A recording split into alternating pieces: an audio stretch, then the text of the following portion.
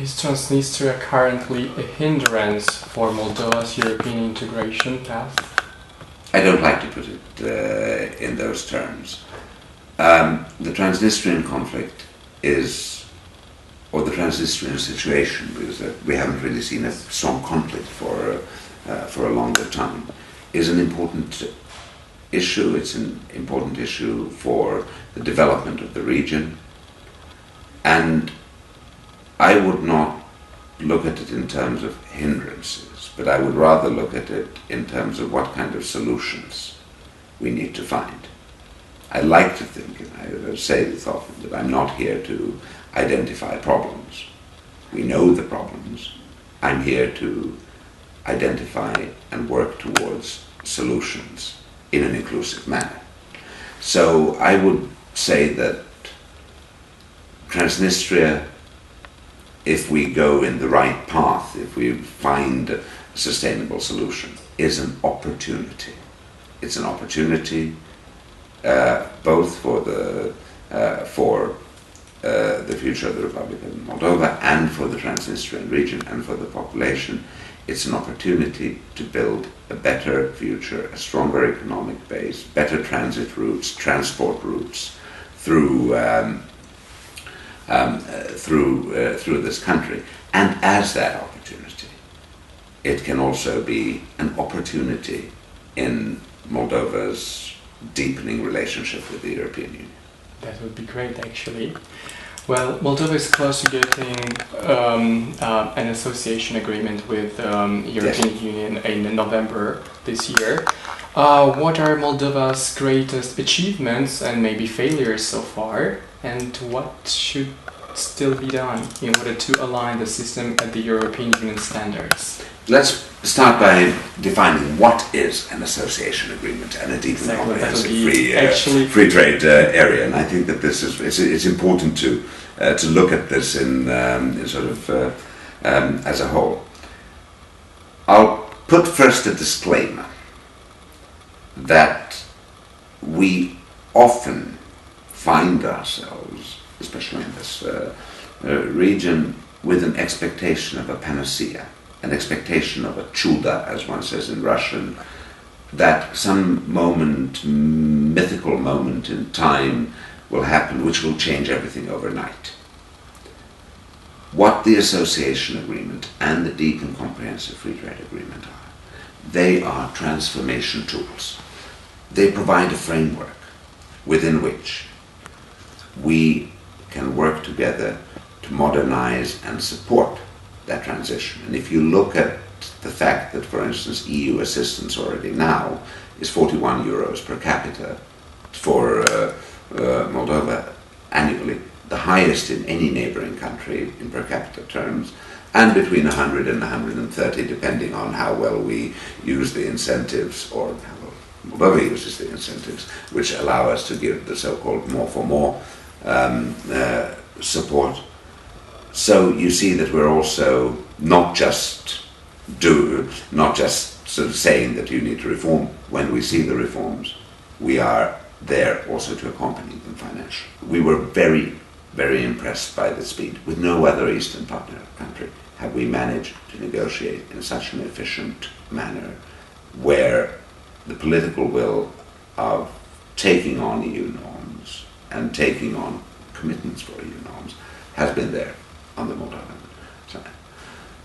The weaknesses, well, they are still in that all of us would like to see it. Moldova remains the front runner in the Eastern Partnership, but we would all like these problems, growth problems of a transition society to be solved faster. There's the fight against corruption, the things on which Moldova's own politicians are talking about, the fight against corruption, reform of the judiciary in really a holistic manner, the political culture, the same priorities which I mentioned as my priorities earlier. Those are the kinds of issues where we have seen steps, but we would need faster, more concerted steps.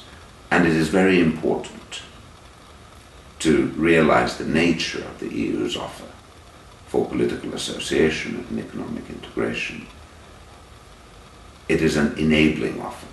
It is about a long-term future, and it requires a certain amount of expectation management in that this can bring Moldova to a completely different level of development, but only if the government of Moldova and the people of Moldova use all those opportunities, implement the reforms, implement the agreement, and go forward. And there may be even difficult moments in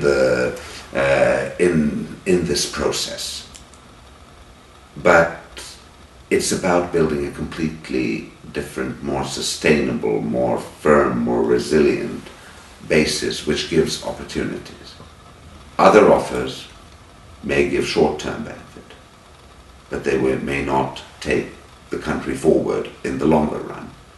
And this is a very important thing to remember, and a very important issue on which you need to have strong sense of unity and pulling together from the side of the country. Is the European Union able to support Moldovan winemakers amidst a Russian embargo on Moldovan winery? I think you in fact have the answer already from older experience. It is not the first wine embargo. We did in around 2006 we did raise quotas, import quotas, and if you look at the export figures which the Moldovan government are putting out, I mean, back then over 70%, I think 77%, of Moldovan wine exports were to Russia. Now that percentage is 28. Now what have you seen in the meanwhile? First of all, we raised our quotas, but you've also seen a stronger commitment, and you've seen an European Investment Bank loan on that, so to quality, to better wine. And I came here, I started working in one of my capacities with Moldova back in 2005. There was nice wine, but now you find excellent Moldovan wines. And that's less than 10 years. The export market has changed. I can imagine that there will be possibilities of increase of even more Moldovan wines there entering the EU market because of the sort of support we've been giving and the possibilities there.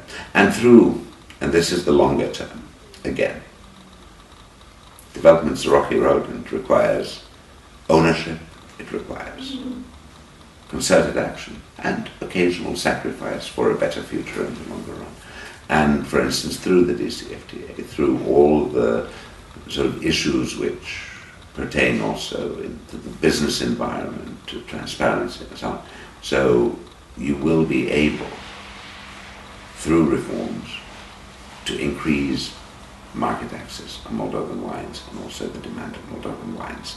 So I'm rather optimistic, but it's very important to know that the EU sometimes acts as a firefighter, as we have done. But fundamentally, firefighting is not about building, it's about damage limitation. We're in the